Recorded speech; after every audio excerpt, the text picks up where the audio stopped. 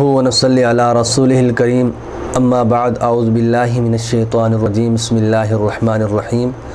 رب انی مسنی الضر وانت ارحم الراحمین صدق اللہ العظیم۔ جیسا کہ آپ نے ٹائٹل تھمبنیل کے اندر پڑھ لیا ہے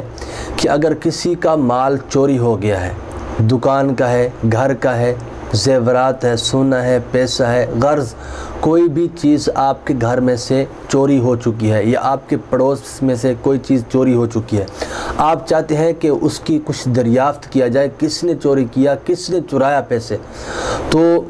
اس کے لیے ہم ایک انٹرسٹنگ بیسٹ وظیفہ لے کر آئے ہیں۔ اگر آپ اس وظیفے پر عمل کریں انشاءاللہ تعالی جس کی جو چیز گم ہوئی ہوگی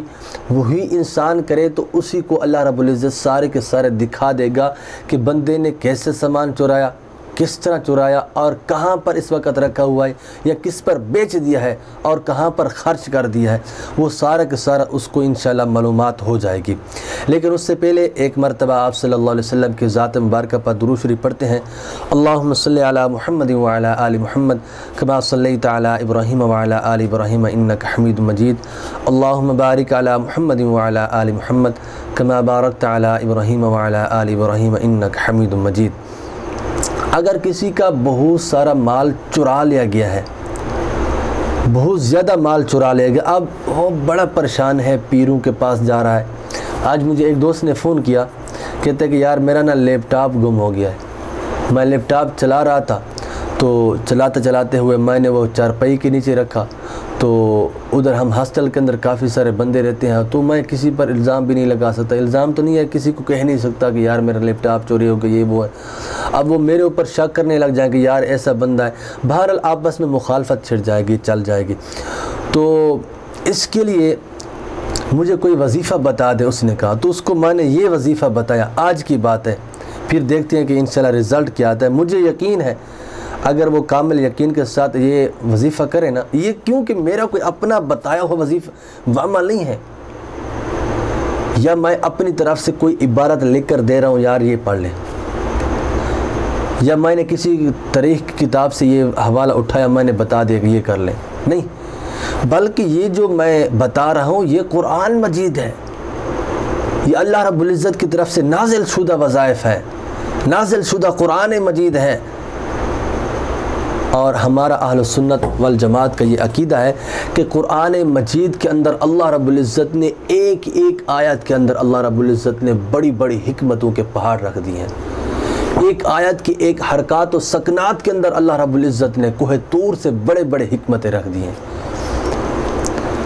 بہرحال یہ آیت جو ہے سورۃ الانبیاء کی آیت نمبر 83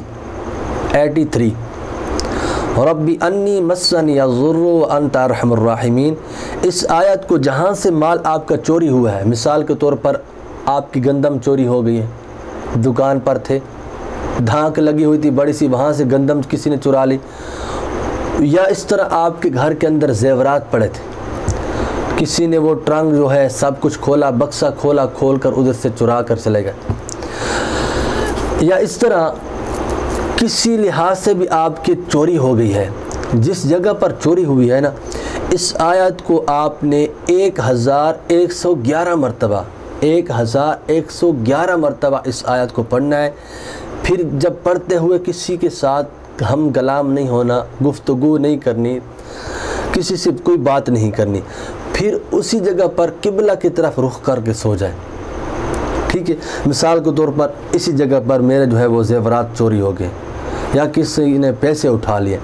اب اسی جگہ کے اوپر میں نے 1111 مرتبہ رب انی مسنی الضر وانت ارحم الراحمین، سورۃ الانبیاء کی آیت نمبر 83 آیت،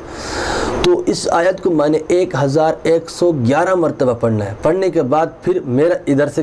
قبلہ ہو جاتا ہے تو میں اس طرف سو جاؤں گا، ادھر ٹنگ اس طرف، پھر اس رخ پر سو جاؤں گا، اس طرف منہ کر کے۔ تو انشاءاللہ تعالیٰ یہ بزرگوں نے فرمایا کہ اگر آپ یہ طریقہ اختیار کر لیں تو آپ کو معلوم ہو جائے گا کہ کس نے چرایا ہے سامان، کیسے چرایا گیا ہے اور کہاں پر لگایا گیا ہے، کہاں پر خرچ کیا گیا ہے۔ اللہ رب العزت آپ کو خواب کے اندر ساری کی ساری ڈیٹیل، ساری کی ساری سٹوری، ساری کی ساری ہسٹری اللہ رب العزت انشاءاللہ تعالی رات کے ٹائم دکھا دیں گے۔ امید ہے کہ آج کی ہماری حاضری آپ کو پسند آئی ہوگی۔ اگر آپ چاہتے ہیں کہ اس سے ریلیٹڈ ویڈیو آپ کو بار وقت ملتی رہے تو آپ ہمارے چینل کو سبسکرائب کر دیں۔